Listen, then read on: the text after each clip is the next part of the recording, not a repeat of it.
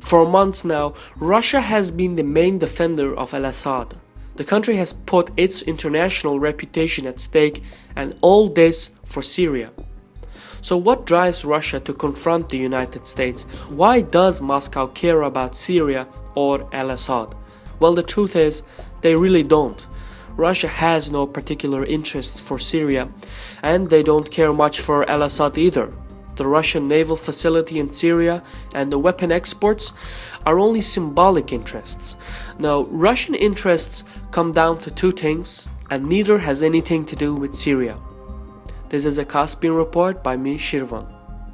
Russia's initial interest is to keep US troops and resources bogged down in an endless series of conflicts throughout the Middle East. This gives Moscow more maneuverability to reassert its influence in the former Soviet Union. The fact that Washington has been preoccupied with Iraq and Afghanistan for the past decade has given Moscow a window of opportunity to regain its influence in countries like Belarus, Ukraine, Moldova, etc. So Putin wants to extend this window of opportunity until they can get the Eurasian Union up and running.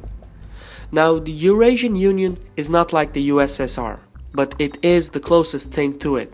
It is a start platform to reintegrate the economies and foreign policies of former Soviet states under the leadership of Russia. This is what Russia has been working on for the past decade. But convincing all these former Soviet countries to rejoin Russia has proven to be a difficult endeavor. Most of the countries had doubts about Russia's capabilities, and some even sought to defy Russia by aligning with NATO, like Georgia. And this is where Syria comes in. By standing up against the United States, Russia is creating the illusion of a re-emerging Russian superpower. Think about it, when was the last time you saw Washington back down from a geopolitical decision? The Russian proposal to neutralize all of the Syrian chemical weapons have shown exactly that. So even though Russia doesn't have the resources of a superpower, it certainly has the tone of a superpower. Furthermore, while Obama and Putin were arguing about Syria, bringing up Cold War memories, countries in the immediate proximity of Russia suddenly felt the pressure of a superpower in their backyards. So it was no surprise to see Armenia suddenly turn its back on the European Union's integration process and publicly embrace Russia in joining the Eurasian Union.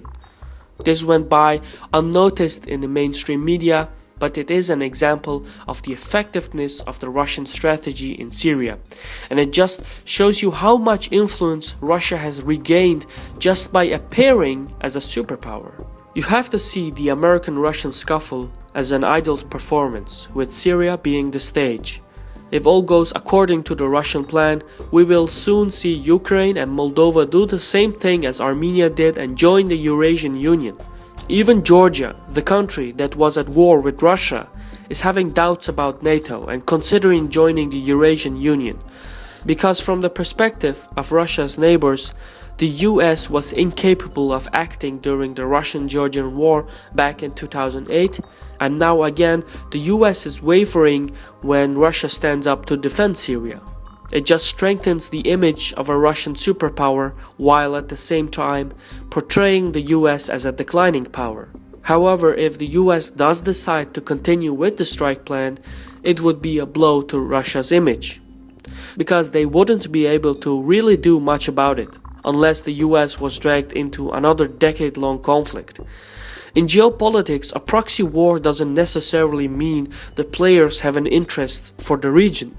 Nobody really cared about Afghanistan during the 1980s, and yet it was a battlefield in which the Soviet Union and the United States were flexing their muscles. A similar situation has now been formed in Syria, in which the United States and Russia are playing a game of poker, and both are calling each other's bluff. This was a Caspian Report by me, Shirvan. Thank you for watching. Take care and sağ ol.